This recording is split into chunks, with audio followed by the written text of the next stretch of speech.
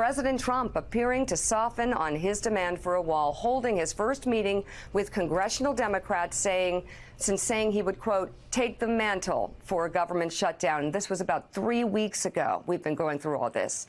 Trump has invited the top 8 congressional leaders from both parties to the White House for a briefing on the border wall today, this afternoon. It will be the first significant conversation he has had with Democrats since the partial shutdown began 12 days ago. This hours after Trump tweeted, quote, border security and the wall thing. And that would be thing in quotation marks. And shutdown is not where Nancy Pelosi wanted to start her tenure as Speaker. Let's make a deal?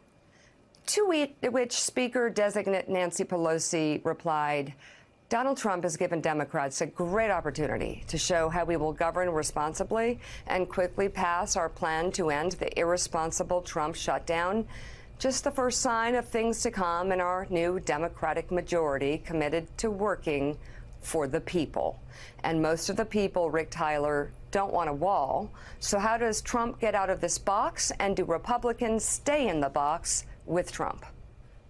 Well, Trump will declare this week that he asked the Army Corps of Engineers to erect a force field. And the reason you'll know it's true is because he tweeted about it. But all kidding aside, that's about his only option. Nancy Pelosi is going to go to the House. She's going to pass a continuing resolution to open the government. She's going to send that over to Mitch McConnell. It'll be up to him whether he's going to present it to the Senate for a vote or not. But the point is that the Democrats will be able to show that they are acting to reopen the government, and that it is in fact Republicans who are blocking them and keeping the government from reopening, and therefore the Republicans and Donald Trump will own the shutdown. I think this is going to go on. This will probably prove out to be the longest shutdown in American history, which is 21 days. We're more than halfway. I think we're halfway there now.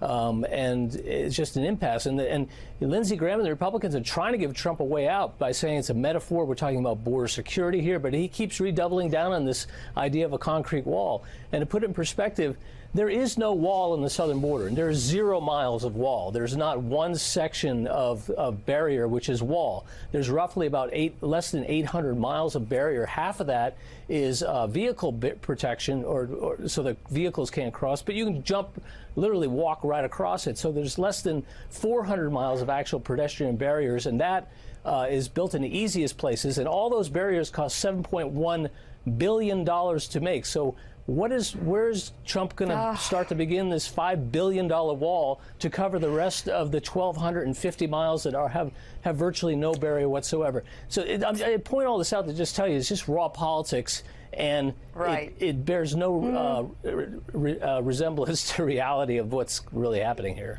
Yeah, but don't politics usually have some give or take? I mean, Jim Vandehei, I know it's just tweets, but I'm sensing, as Rick Tyler answers my question with a question, that there is, because there are no answers to Trump's thinking, but there is maybe a shift in dynamic between Speaker Pelosi and Donald Trump. You really see Trump in a different place. How does he save face?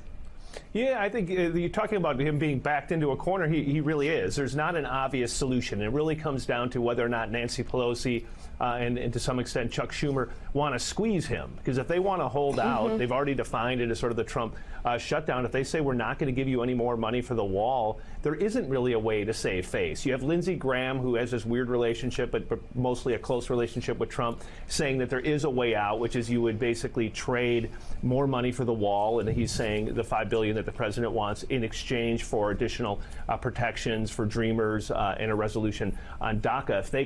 If they could do that, that might be a way out, but it's not clear that Democrats would go for it, particularly in this environment, because they really do feel like they have their boot on Trump's throat. And why let him out if you don't need to let him out? Because what I think Trump is not reading correctly, especially if you look at these tweets, is he's assuming that the Democratic Party of today is the Democratic Party of '06 or of 2010. I think the party's changed on immigration. I think the feeling that they have to appear to be really strong by supporting a lot more border security, that has waned, and that the enthusiasm of the Democratic Party is for protecting immigrants. And I think that's the miscalculation that he made, and he continues to make in those tweets. Well, Susan Page, continuing with the boot metaphor, maybe trying to think of a different one, but they do have it. right now. They've got him cornered, and the question is, why in the world would they give him an out, given the way this president has behaved personally, given the way this president has led, given the way this president has behaved on the international front? It seems like he's such a runaway beer truck that there really isn't any relationship-building leverage they would want to create out of letting up on him.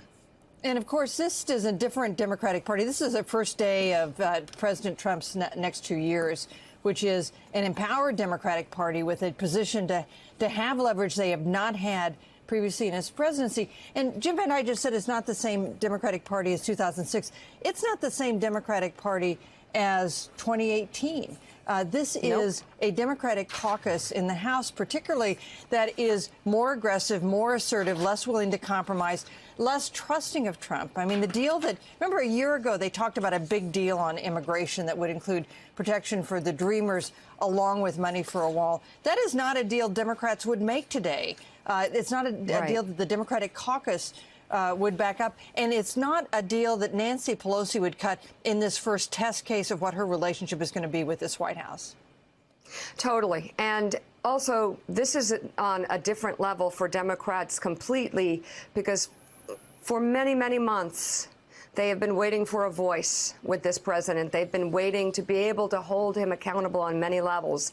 And now they have it. They don't want to squander it, but it is a different dynamic. And I'm not sure President Trump completely understands that.